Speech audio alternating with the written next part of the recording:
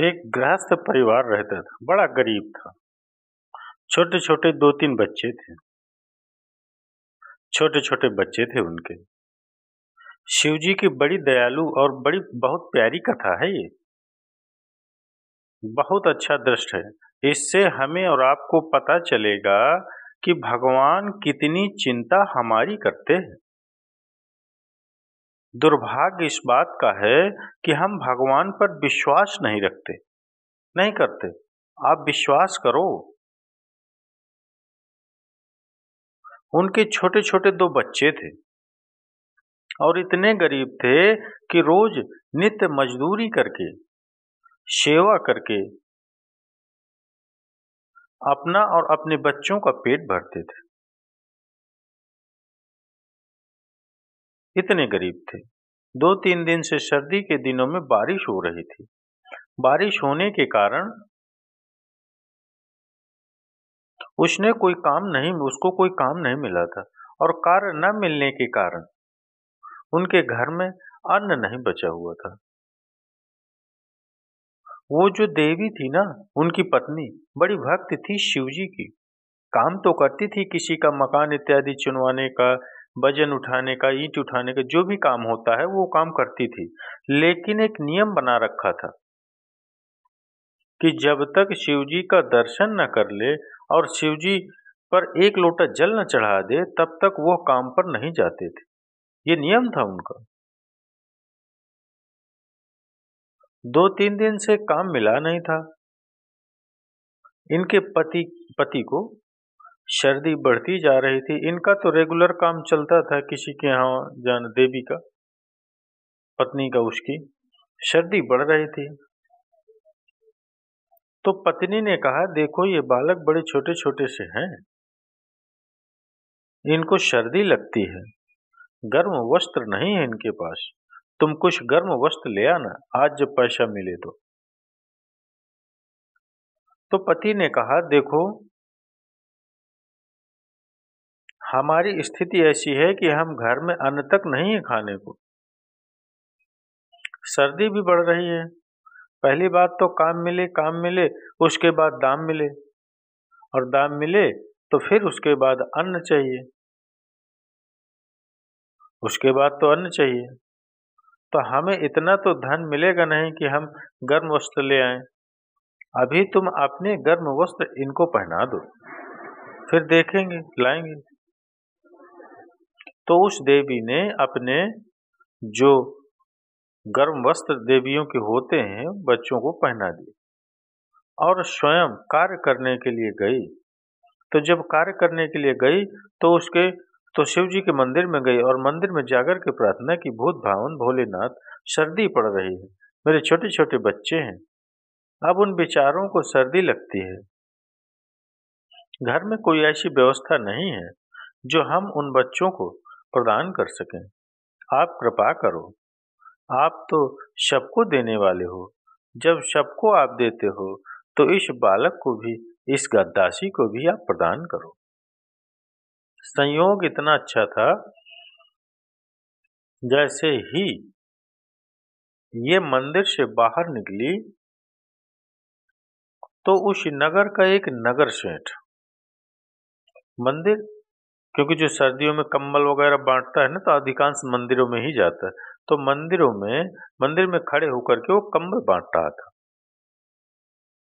तो ये उस कंबल को लेने के लिए लाइन में लग गई और कहा, हे महादेव, आपकी बड़ी कृपा, आपने एक क्षण में मेरी प्रार्थना स्वीकार कर ली, इतनी जल्दी सुन ली। अब वस्त्र नहीं तो सही, कोई बात नहीं, ये कंबल मैं अपने बच्चों को उड़ा दूंगी तो मेरे बच्चे सर्दी से बच जाएंगे।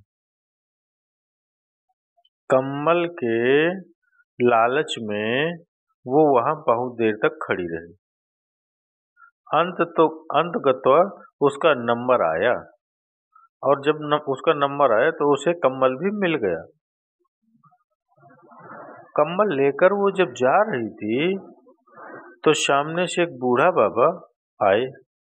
बूढ़े बाबा ने कहा, अरे बेटी सुनती है क्या? अरे बेटी सुनती है क्या? अरे बेटी सुनती है क्या? अरे बेटी मेरी बात सुन। अरे बेटी मेरी बात सुन। देख वो जो कंबल बांट रहा है वहां बहुत लंबी लाइन है, बहुत लंबी लाइन है।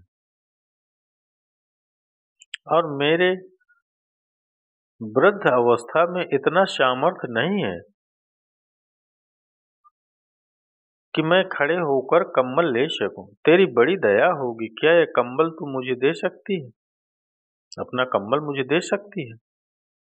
उस देवी ने कहा कि मैं तो बिना कंबल के भी अपने बच्चों को रख लूंगी, क्योंकि जैसा भी व्यवस्था है घर में थोड़ी मोड़ी उसमें रख लूंगी, पर ये बूढ़े बाबा हैं, सर्दी में कहीं न कहीं प्राण न निकल जाएं। इस दया भाव को उसके मन में आया और उसने वो कंबल बाबा को दे दी। बाबा को वो कंबल दे दिया कि बाबा आप स्वीकार करो, जाओ। और तब तक सेठ जी जा चुके थे, कंबल बट चुके थे। अब बिना कंबल के वो अपने काम की जगह पर गई जहाँ काम करना है। तो देर होने के कारण जिस जगह पर वो काम करती थी उसे गुस्सा आ गया और मालिक ने कहा है कि तुम्हें शर्म नहीं आती, जब मन करेगा तब आएगी, काम करने आओगे, समय नहीं देखोगे, टाइम नहीं देखोगे, जाओ आज के बाद तुम मेरे यहाँ काम पर नहीं आना और तुम्हारा हिसाब किताब क्लियर, जाओ यहाँ से। रोती हुई भूत भावन भोलेनाथ से प्रार्थना करती हुई, हे बाबा, ये मुझसे क्या अपराध हुआ है? आपने कम्बल भी दिलाया, वो कोई बात नहीं, बूढ़े बाबा ले गए, ऊपर से काम से भी छुट्टी करा दी। अब आप जानो, आपका काम जाने, कहीं मेरे बच्चे भूखे न रह जाएं। वो घर पहुंची, उसका पति भी घर पहुंचा। देवी ने पूछा काम मिला? बोला नहीं मिला। तुम कैसी जल्दी आ गई? और मुझे तो काम से मेरी काम से छुट्टी हो गई कि तुम काम नहीं करोगी, क्यों? तो उसने पूरी घटना बताई और पूरी घटना बताई और बताया कि एक कंबल मिला था, वो कंबल के लालच में रुक गई और ये घटना मेरे साथ हुई और फिर वो कंबल भी मैं एक बाबा को दे आई।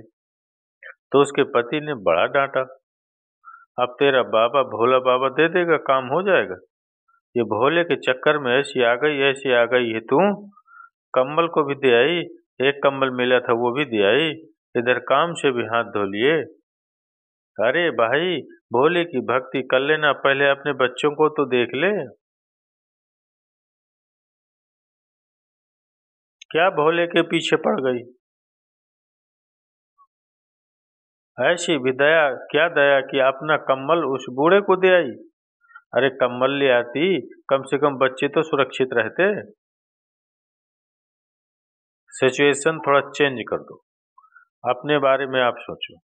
मेरे घर की ये स्थिति होती तो क्या हम अपना कंबल उसको देते? मित्रों सोचो, कितने लोगों के घरों में अनाप शनाप पड़ा रहता है, उसके बावजूद भी द्वार पर आए हुए भूखे को दो रोटी नहीं देते। ये आज का सनातनी है, आज का। मैं सबकी बात नहीं कर रहा हूँ। बैंकों में भरा पड़ा है पैसा, लेकिन अपने बुजुर्गों की भी सेवा ढंग से नहीं कर पा रहा है व्यक्ति, और ऊपर से हम आशा करते हैं कि भगवान हमारे साथ अच्छा करेगा। हमारे घर का कोई सदस्य भगवान की भक्ति में लग रहा हो, भजन कर रहा हो, हम उसे गालियां दे दे के भर देते हैं कि बाबा जी हो जाओ, ये हो जाओ, हो जाओ। हम उस खुद भक्ति करते नहीं, अपने घर का कोई व्यक्ति भक्ति करे तो हमसे बर्दाश्त नहीं होता, उसे भी सुनाते रहते हैं कुछ न कुछ, कुछ न कुछ, जैसे इसके पति ने सुनाया। अब घर में अन्न था नहीं, सर्दी पड़ रही थी, एक फटा हुआ सा कंबल था, उसी में चारों लोग बैठे हुए थे। दरवाजा घर का बंद था, बारिश अभी भी हो रही थी, बिजली चमक रही थी। छोटा सा कमरा था, उसी में चारों लोग बैठे हुए थे। भूख के मारे नींद नहीं आ रही थी। उसी समय किसी ने दरवाजा खटखटाया। अरे कोई भीतर है, अरे कोई भीतर है, अरे कोई भीतर है। देवी ने कहा देखो कौन है, कौन है? तो कहा मैं एक राहगीर हूँ, दरवाजा खोलो, बाहर बारिश हो रही, मैं थोड़ा परेशान हूँ। देखो देखो कौन? पति बोला, पता नहीं कौन सी बलाएं आ गई अब रात में। एक तो सर्दी पड़ रही है, कम्बल जैसे तैसे गर्म करा, इसके लिए दरवाजा खोलो। अरे पत्नी बोलो, द्वार पर आए हुए अतिथि से ऐसे नहीं बोलते। ना जाने किस रूप में बाबा भोलेनाथ मिल जाए। थोड़ा शांत ऐसे नहीं, जाओ। देखने के लिए गया तो देखा एक व्यक्ति खड़ा है जिसके सर पे तमाम गरम गरम वस्त्रों की पोटली बंधी हुई। उसने कहा, भैया मैं गरम गरम कपड़े बेचता हूँ, कंबल और बच्चों की इत्यादि मैं वस्त्र बेचता हूँ। अब सर्दी पड़ रही है, अंधेरा पड़ हो गया है, रात हो गई, बारिश हो रही, मैं कहाँ जाऊँ। सुबह से मैंने भोजन भी नहीं किया, भोजन की सामग्री है पर भोजन नहीं करने का अवसर ही नहीं मिला, बेचने में लगा। एक काम करोगे क्या? बोले क्या? बोले अपनी पत्नी को कहो जितनी भी ये सामग्री है क्या मेरे लिए भोजन बना देंगी। अरे बोले, अब तुम कौन हो, कहाँ से आए हो, तुम्हारे लिए भोजन हमारी पत्नी बनाएगी। अरे भैया पूछ लो, तुम्हारी पत्नी बना सके तो और कहीं चले जाएंगे। अरे सुनती हो? बोले क्या हुआ? अरे ये देखो कोई राहगीर हैं, ये कह रहे हैं कि हमारी भोजन की सामग्री है, भोजन बना दो तो भोजन करके चले जाएंगे।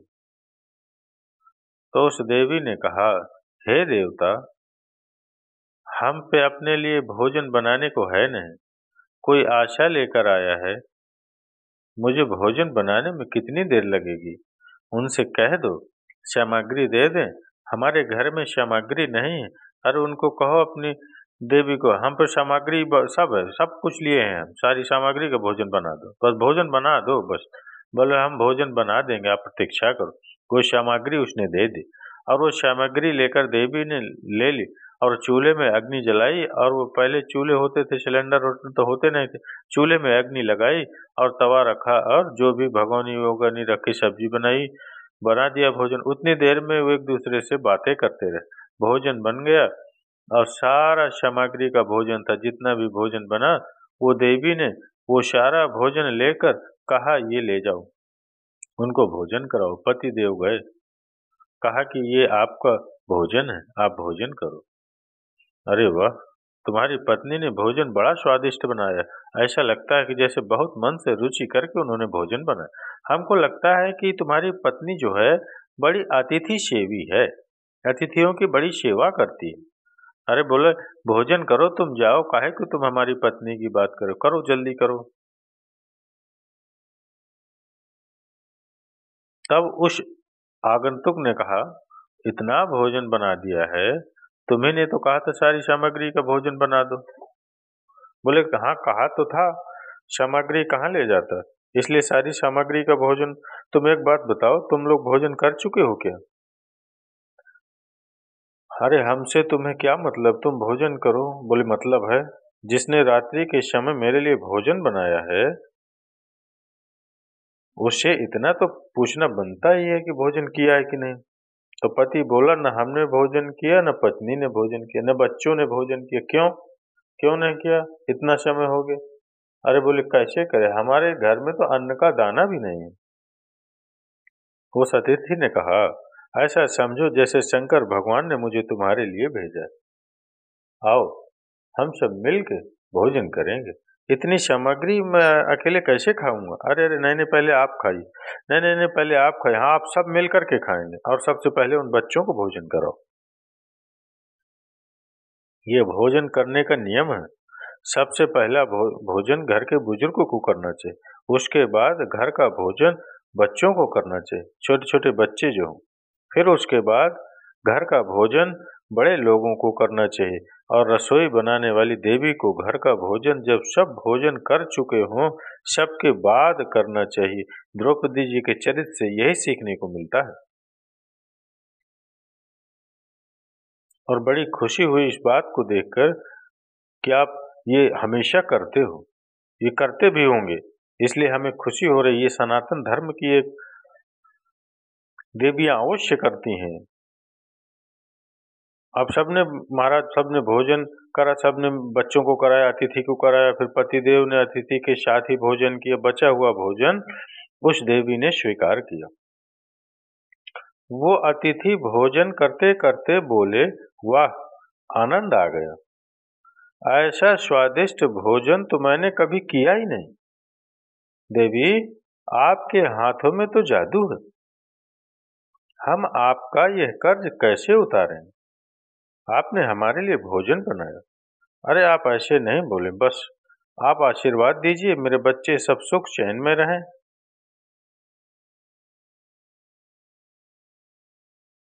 उस अतिथि ने कहा, तुम्हारे घर की दशा देखते हुए ऐसा लग रहा है कि सर्दी में एक आध जना सेल्ट जाएगा, एक आध जने सर्दी लग जाएगी, ऐसा लग रहा है मुझे। एक आध जन चला जाएगा। क्यों?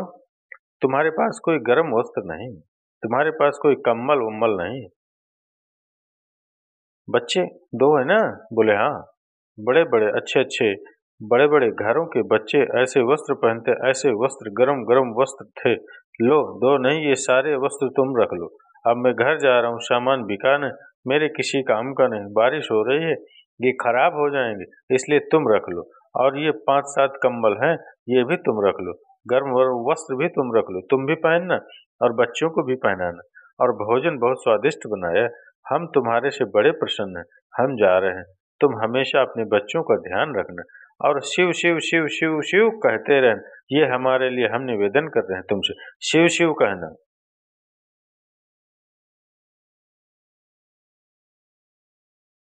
नहीं नहीं नहीं, हमें जरूरत नहीं, हमें आवश्यकता नहीं, हम ऐसे नहीं ले सकते। बोले, अरे तुमने हमें भोजन कराया, सबसे बड़ा दान जानते हो क्या है?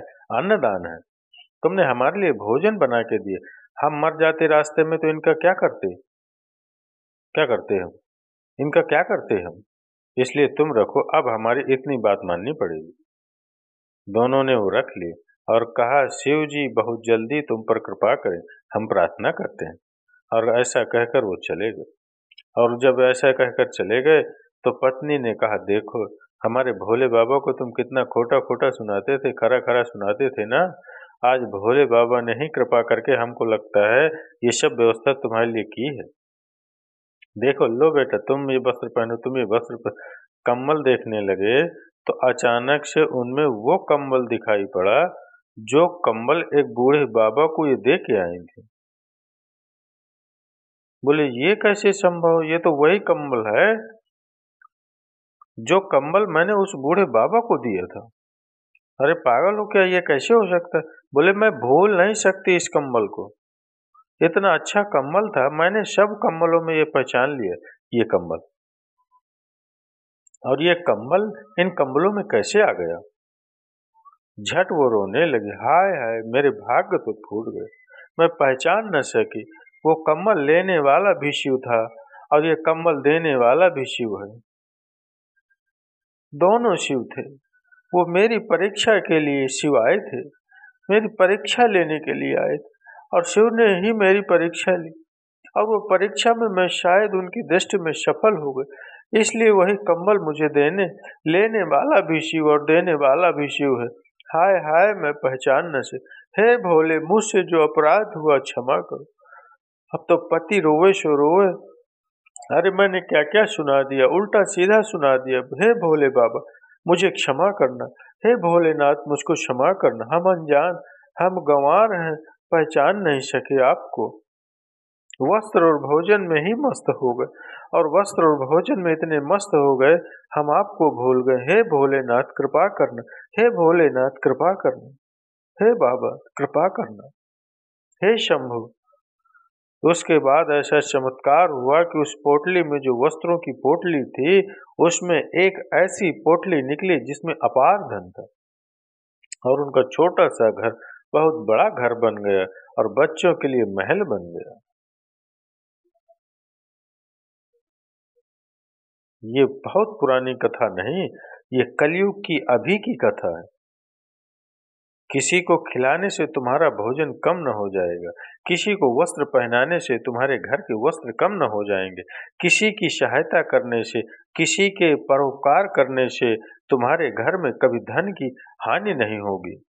जो मनुष्य दूसरों को खिलाना जानता है, परमात्मा उसे कभी भूखा नहीं रहने देता। जो मनुष्य दूसरों के तन को ढकता है वस्त्रों से, परमात्मा उसके तन को कभी बिना वस्त्र के नहीं रहने देता। यही भगवान का स्वभाव है। अरे भैया, कितना भी धन जोड़ जोड़ के इकट्ठा कर जाओ, सब यहीं छूट जाएगा। लेकिन जितना भी परोपकार में खर्च करके जाओगे वही तुम्हारे साथ जाएगा। परोपकाराय पुण्याय पापाय पीड़ितम।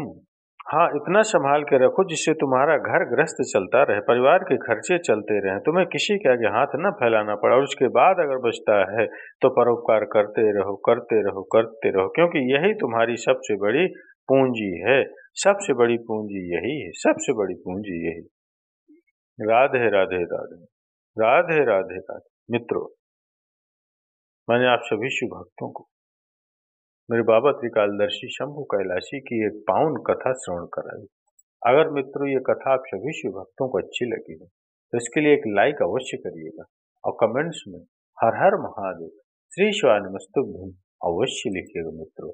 और हमेशा किसी की, दूसरे की, असहाय की मदद करते रहिएगा मित्रों। भोजन और कपड़े, कोई अगर जरूरतमंद है उसको अवश्य दान करिए मित्रों। बाबा आपका हमेशा भंडार भरे रखेंगे। बाम भोले, हर हर।